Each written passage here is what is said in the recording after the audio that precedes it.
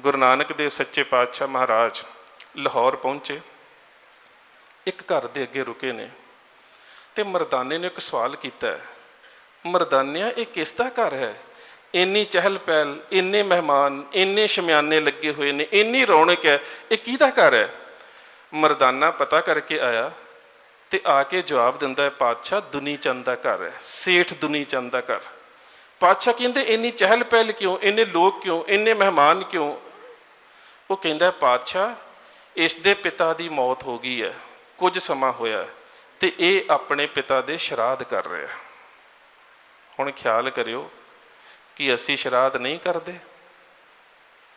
ਸੱਚ ਜਾਣਿਓ, ਨਹੀਂ ਕਰਦੇ ਸ਼ਰਾਧ? ਕਰਦੇ ਹਾਂ ਅਸੀਂ। ਸਾਡੀ ਸਿੱਖ ਰਹਿਤ ਮਰਿਆਦਾ 'ਚ ਲਿਖਿਆ ਹੈ ਕਿ ਕਿਸੇ ਵੀ ਵਿਅਕਤੀ ਦੇ ਅੰਤਮ ਚਲਾਣੇ ਤੋਂ ਬਾਅਦ ਜਿਹੜੀ ਅੰਤਮ ਅਰਦਾਸ ਹੈ ਉਹਦੇ ਤੋਂ ਬਾਅਦ ਕੋਈ ਕਰਮ ਨਹੀਂ। ਅਸੀਂ ਵਰੀਣੇ ਦਾ ਪਾਠ ਕਰਾਉਂਦੇ ਕਿ ਨਹੀਂ ਕਰਾਉਂਦੇ? ਕਰਾਉਂਦੇ ਹਾਂ ਜੀ। ਤੇ ਵਰੀਣੇ ਦੇ ਪਾਠ ਦੇ ਸਮੇਂ ਅਸੀਂ ਜੁੱਤੀ ਵੀ ਤੇ ਬਰਤਨ ਵੀ ਤੇ ਬਸਤਰ ਵੀ ਤੇ ਬਿਸਤਰਾ ਵੀ ਸਭ ਕੁਝ ਦਿੰਦੇ ਹਾਂ ਨਾ। ਇਹ ਮਰਿਆਦਾ ਸਾਡੀ ਨਹੀਂ। ਇਹ ਗੁਰੜ ਪੁਰਾਣ ਦੇ ਵਿੱਚ ਲਿਖਿਆ ਹੈ।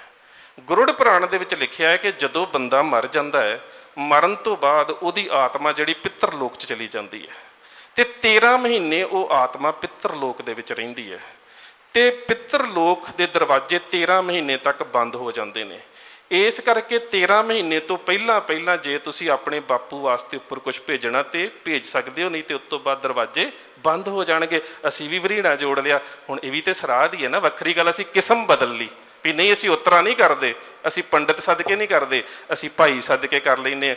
ਹੁਣ ਮੇਰੇ ਇੱਕ ਗੱਲ ਦਾ ਖਿਆਲ ਕਰਿਓ, ਇਹ ਕੱਪੜਿਆਂ ਦੀ ਤੇ ਬਸਤਰਾਂ ਦੀ ਤੇ ਬਰਤਨਾਂ ਦੀ ਤੇ ਖਾਣ ਦੀ ਲੋੜ ਤਨ ਨੂੰ ਹੈ, ਆਤਮਾ ਨੂੰ ਨਹੀਂ। ਤਨ ਤੇ ਸੜ ਜਾਂਦਾ ਤੇ ਫਿਰ ਪਿੱਤਰ ਲੋਕ ਦੇ ਵਿੱਚੋਂ 13 ਮਹੀਨੇ ਬਾਅਦ ਜਿਹਦੀ ਸਵਰਗ ਦੀ ਫਲਾਈਟ ਹੁੰਦੀ ਉੱਧਰ ਚਲੀ ਜਾਂਦੀ ਹੈ, ਜਿਹਦੀ ਨਰਕ ਦੀ ਫਲਾਈਟ ਹੁੰਦੀ ਉੱਧਰ ਚਲੀ ਜਾਂਦੀ। ਟ੍ਰਾਂਜ਼ਿਟ ਬਣਾ ਦਿੱਤਾ ਉਹਨਾਂ ਨੇ ਇੱਕ।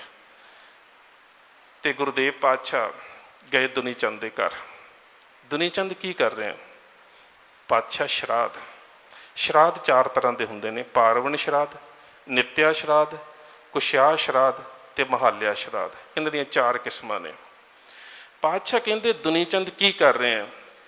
ਪਾਤਸ਼ਾਹ ਪਿਤਾ ਦੇ ਸ਼ਰਾਧ ਕਰ ਰਹੇ ਆ। ਪਾਤਸ਼ਾਹ ਕਹਿੰਦੇ ਇਹਦੇ ਨਾਲ ਕੀ ਹੋਵੇਗਾ?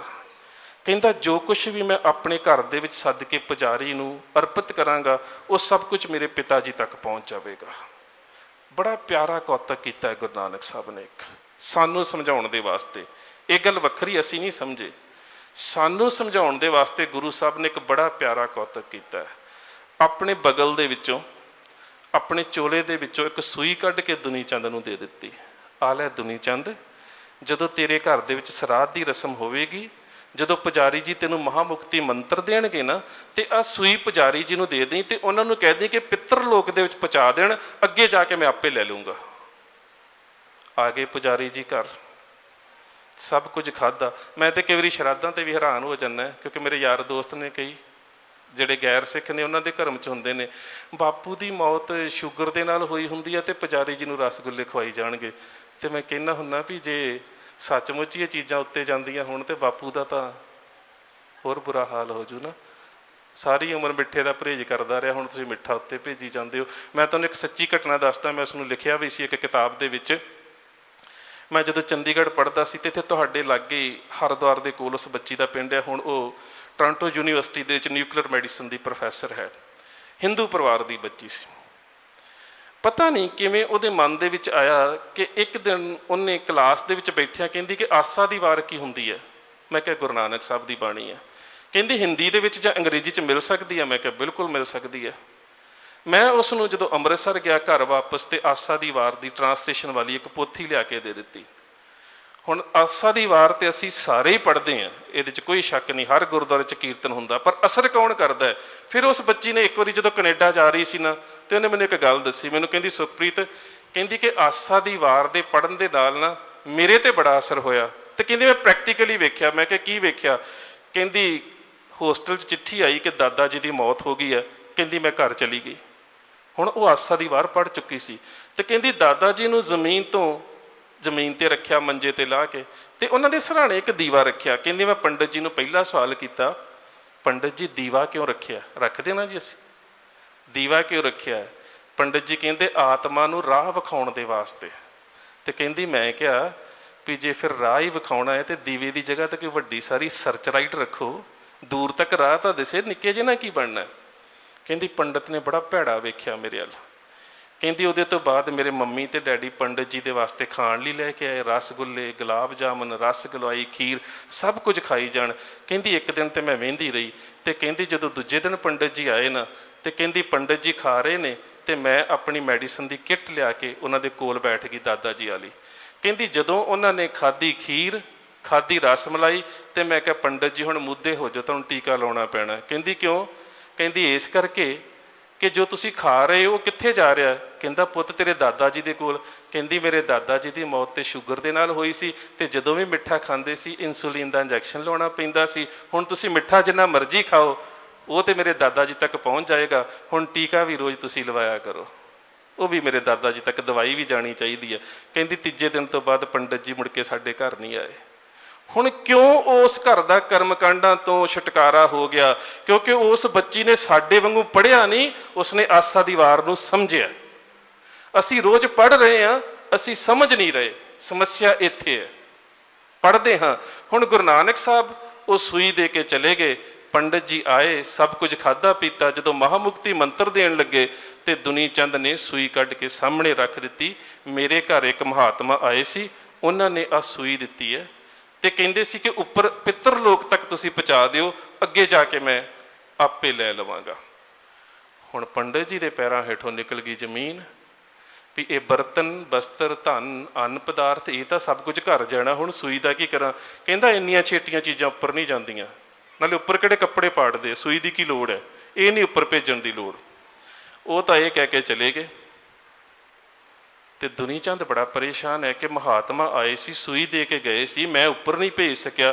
ਪਰੇਸ਼ਾਨ ਵੇਖ ਕੇ ਘਰ ਵਾਲੀ ਕਹਿੰਦੀ ਕੀ ਗੱਲ ਸਵਾਮੀ ਜੀ ਇੰਨੇ ਪਰੇਸ਼ਾਨ ਕਿਉਂ? ਕਹਿੰਦਾ ਜਿਹੜੇ ਘਰ ਮਹਾਤਮਾ ਆਏ ਸੀ ਉਹ ਸੂਈ ਦੇ ਕੇ ਗਏ ਸੀ ਤੇ ਪੁਜਾਰੀ ਜੀ ਕਹਿ ਰਹੇ ਨੇ ਸੂਈ ਉੱਪਰ ਨਹੀਂ ਜਾ ਸਕਦੀ। ਕਹਿੰਦੀ ਮਹਾਂਪੁਰਸ਼ ਸੀਗੇ, ਜੇ ਨਹੀਂ ਉੱਪਰ ਜਾ ਸਕਦੀ ਤੇ ਮਹਾਂਪੁਰਸ਼ਾਂ ਦੀ ਅਮਾਨਤ ਘਰ ਨਹੀਂ ਰੱਖਣੀ ਚਾਹੀਦੀ।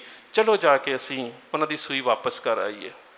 ਲਾਹੌਰ ਸ਼ਹਿਰ ਦੇ ਬਾਹਰ ਦੁਨੀ ਚੰਦ ਤੇ ਦੁਨੀ ਚੰਦ ਦੀ ਪਤਨੀ ਉਸ ਜਗ੍ਹਾ ਤੇ ਆਏ ਜਿੱਥੇ ਗੁਰੂ ਸਾਹਿਬ ਬੈਠੇ ਨੇ, ਤੇ ਸੂਈ ਕੱਢ ਕੇ ਉਸਨੇ ਗੁਰੂ ਨਾਨਕ ਸਾਹਿਬ ਦੇ ਚਰਨਾਂ ਤੇ ਰੱਖ ਦਿੱਤੀ। ਤੇ ਗੁਰੂ ਸਾਹਿਬ ਮੁਸਕਰਾ ਪਏ। ਕਹਿੰਦੇ ਕੀ ਗੱਲ ਦੁਨੀ ਚੰਦ, ਸੂਈ ਉੱਪਰ ਨਹੀਂ ਭੇਜੀ, ਵਾਪਸ ਕਿਉਂ ਲੈ ਆਏ ਆ? ਪਾਤਸ਼ਾਹ ਸੂਈ ਉੱਪਰ ਨਹੀਂ ਜਾ ਸਕਦੀ। ਪਾਤਸ਼ਾਹ ਕਹਿੰਦੇ ਕੱਪੜੇ ਜਾ ਸਕਦੇ, ਏਡੇ ਏਡੇ ਵੱਡੇ ਬਰਤਨ, ਚੱਪਲਾਂ, ਜੁੱਤੀਆਂ, ਬਿਸਤਰੇ, ਇਹ ਸਭ ਕੁਝ ਜਾ ਸਕਦਾ ਹੈ, ਛੋਟੀ ਜੀ ਸੂਈ ਕਿਉਂ ਨਹੀਂ ਜਾ ਸਕਦੀ? ਕਹਿੰਦਾ ਨਹੀਂ ਪਾਤਸ਼ਾਹ, ਪੁਜਾਰੀ ਜੀ ਕਹਿੰਦੇ ਸੀ ਸੂਈ ਨਹੀਂ ਜਾ ਸਕਦੀ। ਫਿਰ ਉੱਥੇ ਗੁਰੂ ਸਾਹਿਬ ਨੇ ਇੱਕ ਬੜਾ ਪਿਆਰਾ ਉਪਦੇਸ਼ ਦਿੱਤਾ ਹੈ ਜਿਹੜਾ ਅਸੀਂ ਰੋਜ਼ ਪੜ੍ਹਦੇ ਹਾਂ ਪਰ ਅਮਲ ਨਹੀਂ ਕਰਦੇ। ਮੇਰੀਓ ਭੈਣੋ, ਗੁਰੂ ਨਾਨਕ ਸਾਹਿਬ ਦੀ ਉਸ ਗੱਲ ਤੇ ਜੇ ਤੁਸੀਂ ਅਮਲ ਕਰ ਲਓ ਤੇ ਸੱਚ ਜਾਣਿਓ ਇਹਨਾਂ ਵਹਿਮਾਂ ਭਰਮਾਂ ਤੋਂ ਛੁਟਕਾਰਾ ਹੋ ਸਕਦਾ ਹੈ। ਗੁਰੂ ਨਾਨਕ ਸਾਹਿਬ ਨੇ ਇੰਨਾ ਪਿਆਰਾ ਪ੍ਰਮਾਣ ਦਿੱਤਾ ਹੈ ਨਾ ਜਿਹੜਾ ਕਦੀ ਸੋਚਿਆ ਵੀ ਨਹੀਂ ਜਾ ਸਕਦਾ। ਗੁਰੂ ਸਾਹਿਬ ਕਹਿੰਦੇ ਦੁਨੀ ਚੰਦ, ਮੰਨ ਲਾ ਕਿਸੇ ਚੋਰ ਦੇ ਪਿਤਾ ਦੀ ਮੌਤ ਹੋ ਜਾਵੇ। ਅਸੀਂ ਆਸਾ ਦੀ ਵਾਰ 'ਚ ਪੜ੍ਹਦੇ ਜੇ ਮੁਹਾਕਾ ਘਰ ਮੂਏ, ਮੁਹਾਕਾ ਕਹਿੰਦੇ ਨੇ ਚੋਰ ਨੂੰ। ਗੁਰੂ ਸਾਹਿਬ ਕਹਿੰਦੇ ਦੁਨੀ ਚੰਦ ਮੰਨ ਲਾ ਜੇ ਮੁਹਾਕਾ ਚੋਰ ਘਰ ਮੂਏ, ਜੇਕਰ ਚੋਰ ਦੇ ਘਰ ਉਹਦੇ ਪਿਤਾ ਦੀ ਮੌਤ ਹੋ ਜਾਵੇ, ਹੁਣ ਉਹਦੇ ਮਨ ਦੇ ਵਿੱਚ ਵੀ ਤਾਂ ਇਹ ਚਾਅ ਆਵੇਗਾ ਨਾ ਕਿ ਲੋਕਾਂ ਦੇ ਬਾਪੂ ਪਿੱਤਰ ਲੋਕ 'ਚ ਬੈਠੇ, ਕੋਈ ਖੀਰ ਖਾਈ ਜਾਂਦਾ ਹੈ, ਕੋਈ ਰਸ ਮਲਾਈ ਖਾਈ ਜਾਂਦਾ ਹੈ, ਮੇਰਾ ਬਾਪੂ ਭੁੱਖਾ ਕਿਉਂ ਰਵੇ? ਤੇ ਉਹ ਵੀ ਘਰ ਦੇ ਵਿੱਚ ਪੁਜਾਰੀ ਜੀ ਨੂੰ ਸੱਦੇਗਾ, ਘਰ ਮੈਂ ਪਿੱਤਰੀ ਦੇ, ਜੇ ਮੁਹਾਕਾ ਘਰ ਮੋਏ ਘਰ ਮੈਂ ਪਿੱਤਰੀ ਦੇ। ਉਹ ਵੀ ਘਰ ਦੇ ਵਿੱਚ ਸ਼ਰਾਧਾਂ ਦੀ ਸਾਰੀ ਜਿਹੜੀ ਕਿਰਿਆ ਉਹ ਕਰੇਗਾ। ਉਹ ਵੀ ਪੁਜਾਰੀ ਜੀ ਨੂੰ ਸਭ ਕੁਝ ਖਾਣ ਨੂੰ ਦੇਵੇਗਾ, ਬਸਤਰ ਵੀ ਦੇਵੇਗਾ, ਬਰਤਨ ਵੀ ਦੇਵੇਗਾ, ਧਨ ਵੀ ਦੇਵੇਗਾ, ਅੰਨ ਪਦਾਰਥ ਵੀ ਦੇਵੇਗਾ। ਪਰ ਪੇਸ਼ਾ ਚੋਰੀ ਹੈ, ਘਰ 'ਚ ਹੈ ਸਭ ਕੁਝ ਚੋਰੀ ਦਾ। ਚੋਰ ਦਾ ਪੇਸ਼ਾ ਹੀ ਚੋਰੀ ਹੈ। ਘਰ ਦੇ ਵਿੱਚ ਬਸਤਰ ਕੱਪੜੇ ਵੀ ਚੋਰੀ ਦੇ, ਧਨ ਵੀ ਚੋਰੀ ਦਾ, ਅੰਨ ਵੀ ਚੋਰੀ ਦਾ, ਬਰਤਨ ਵੀ ਚੋਰੀ ਦੇ, ਬਿਸਤਰੇ ਵੀ ਚੋਰੀ ਦੇ, ਸਭ ਕੁਝ ਤੇ ਚੋਰੀ ਦਾ। ਤੇ ਗੁਰੂ ਪਾਤਸ਼ਾਹ ਕਹਿੰਦੇ ਜੇ ਸੱਚਮੁੱਚ ਇਹ ਚੀਜ਼ਾਂ ਉੱਪਰ ਚਲੀਆਂ ਜਾਣ, ਅੱਗੇ ਵਸਤ ਸਿਆਣੀਏ। ਤੇ ਜਿਨ੍ਹਾਂ ਦੇ ਘਰਾਂ 'ਚੋਂ ਸਮਾਨ ਚੋਰੀ ਕੀਤਾ ਹੈ ਉਹਨਾਂ ਦੇ ਵੱਡੇ ਵਡੇਰੇ ਮਰ ਕੇ ਵੀ ਉੱਪਰ ਹੀ ਬੈਠੇ ਹੋਣੇ, ਉਹਨਾਂ ਨੇ ਆਪਣਾ ਸਮਾਨ ਪਛਾਣ ਲੈਣਾ। ਅੱਗੇ ਵਸਤ ਸਿਆਣੀਏ ਪਿੱਤਰੀ ਚੋਰ ਕਰੇ, ਉਹਨਾਂ ਚੋਰ ਦਾ ਬਾਪੂ ਢਾ ਲੈਣਾ ਕਿ ਤੁਹਾਡਾ ਮੁੰਡਾ ਸਾਡੇ ਘਰਾਂ 'ਚੋਂ ਸਮਾਨ ਚੋਰੀ ਕਰਕੇ ਉੱਪਰ ਭੇਜੀ ਜਾਂਦਾ। ਫਿਰ ਦੋਸ਼ੀ ਕੌਣ ਹੈ? ਵੱਡੀਏ ਹੱਥ ਦਲਾਲ ਕੇ ਮੁਸਫੀ ਇਹ ਕਰੇ। ਪੰਡਤ ਜੀ ਚੋਰੀ ਦਾ ਮਾਲ ਮਾਤ ਲੋਕ ਤੋਂ ਪਰਲੋਕ ਨੂੰ ਸਮਗਲ ਕਰੀ ਜਾ ਰਹੇ ਨੇ ਪੈਸੇ ਲੈ ਕੇ। ਪਰ ਗੁਰੂ ਸਾਹਿਬ ਕਹਿੰਦੇ ਇੰਜ ਕੁਝ ਨਹੀਂ ਹੋ ਸਕਦਾ, ਨਾਨਕ ਅੱਗੇ ਸੇ ਮਿਲੇ ਜੇ ਖੱਟੇ ਕਾਲੇ ਦੇ। ਇਹ ਸ਼ਰਾਧ ਨਾ ਕਰੋ ਜਿਹੜੇ ਤੁਸੀਂ ਮਰਨ ਤੋਂ ਬਾਅਦ ਕਰਦੇ ਹੋ, ਜਿਉਂਦਿਆਂ ਸ਼ਰਾਧ ਕਰੋ ਮਾਂ ਬਾਪ ਦੇ। ਜਿਉਂਦਿਆਂ ਤੇ ਮਾਂ ਬਾਪ ਨੂੰ ਪਾਣੀ ਦਾ ਘੁੱਟ ਨਹੀਂ ਪੁੱਛਣਾ ਤੇ ਮਰਨ ਤੋਂ ਬਾਅਦ ਉੱਪਰੋਂ ਦੀ ਡਰਾਈ ਫਰੂਟ ਸੁੱਟਣਾ। ਜਿਉਂਦਿਆਂ ਮਾਂ ਬਾਪ ਨੂੰ ਰੋਟੀ ਨਹੀਂ ਪੁੱਛਣੀ ਤੇ ਮਰਨ ਤੋਂ ਬਾਅਦ ਮੂੰਹ ਖੋਲ ਕੇ ਵੀ ਘਿਓ ਪਾਉਣਾ। ਤੇ ਕਬੀਰ ਸਾਹਿਬ ਕਹਿੰਦੇ ਜੀਵਤ ਪਿੱਤਰ ਨਾ ਮਾਨੇ ਕੋ, ਇਹਨਾਂ ਪਿੱਤਰਾਂ ਦੇ ਜਿਉਂਦਿਆਂ ਸ਼ਰਾਧ ਕਰੋ, ਜਿਉਂਦਿਆਂ ਰੋਟੀ ਦਿਓ ਇਹਨਾਂ ਨੂੰ, ਜਿਉਂਦਿਆਂ ਸੇਵਾ ਕਰੋ। ਮਰਨ ਤੋਂ ਬਾਅਦ ਤਾਂ ਪਖੰਡ ਹੈ। ਜੀਵਤ ਪਿੱਤਰ ਨਾ ਮਾਨੇ ਕੋ, ਮੂਏ ਸ਼ਰਾਧ ਕਰਾਈ, ਪਿੱਤਰ ਵੀ ਬਪਰੇ ਕਹਾ ਕੋ ਪਾਵੈ, ਕਊਆ ਕੂਕਰ ਖਾਈ। ਮਾਂ ਨੂੰ ਘਰ 'ਚ ਰੋਟੀ ਨਹੀਂ ਦਿੰਦੇ ਤੇ ਮਰਨ ਤੋਂ ਬਾਅਦ ਮੜੀਆਂ 'ਚ ਵੀ ਰੋਟੀਆਂ ਰੱਖ ਕੇ ਆਉਂਦੇ ਘਿਓ ਨਾਲ ਚੋਪੜ ਕੇ। ਕਊਆ ਕੂਕਰ ਖਾਈ, ਕਾਂ ਕੁੱਤੇ ਖਾਂਦੇ ਨੇ ਪਰ ਮਾਂ ਬਾਪ ਦੀ ਸੇਵਾ ਨਹੀਂ ਕਰਦੇ ਅਸੀਂ। ਕਰੋ ਸ਼ਰਾਧ ਜੀਵਤ ਪਿੱਤਰ, ਜਿਉਂਦੇ ਪਿੱਤਰਾਂ ਦੇ।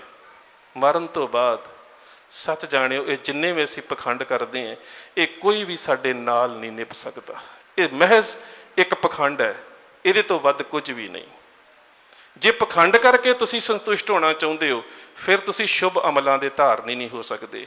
ਪਰ ਜੇ ਸ਼ੁਭ ਅਮਲਾਂ ਦੇ ਧਾਰਨੀ ਹੋਣਾ ਹੈ ਤੇ ਫਿਰ ਜ਼ਿੰਦਗੀ ਦੇ ਵਿੱਚ ਪਖੰਡ ਨਾਂ ਦੀ ਕੋਈ ਚੀਜ਼ ਨਹੀਂ। ਫਿਰ ਸਿੱਖ ਤੋਂ ਵਧੀਆ ਆਧੁਨਿਕ ਇਨਸਾਨ ਦੁਨੀਆ ਤੇ ਕਿਹੜਾ ਹੋ ਸਕਦਾ ਹੈ ਜਿਹਦੀ ਜ਼ਿੰਦਗੀ 'ਚ ਕੋਈ ਵਹਿਮ ਹੀ ਨਹੀਂ, ਕੋਈ ਪਖੰਡ ਹੀ ਨਹੀਂ। ਇੰਨੀ ਆਜ਼ਾਦ ਜ਼ਿੰਦਗੀ ਹੈ, ਕਿਸੇ ਤਰ੍ਹਾਂ ਦਾ ਕੋਈ ਵਹਿਮ ਭਰਮ ਨਹੀਂ, ਕੋਈ ਪਖੰਡ ਨਹੀਂ, ਕੋਈ ਜੋਤਿਸ਼ ਨਹੀਂ, ਕੋਈ ਜਾਦੂ ਨਹੀਂ, ਕੋਈ ਟੂਣਾ ਨਹੀਂ, ਕਿਸੇ ਵੀ ਤਰ੍ਹਾਂ ਦਾ। ਆ ਜੰਤਰ ਮੰਤਰ ਤੰਤਰ ਤਿੰਨ ਚੀਜ਼ਾਂ ਨੇ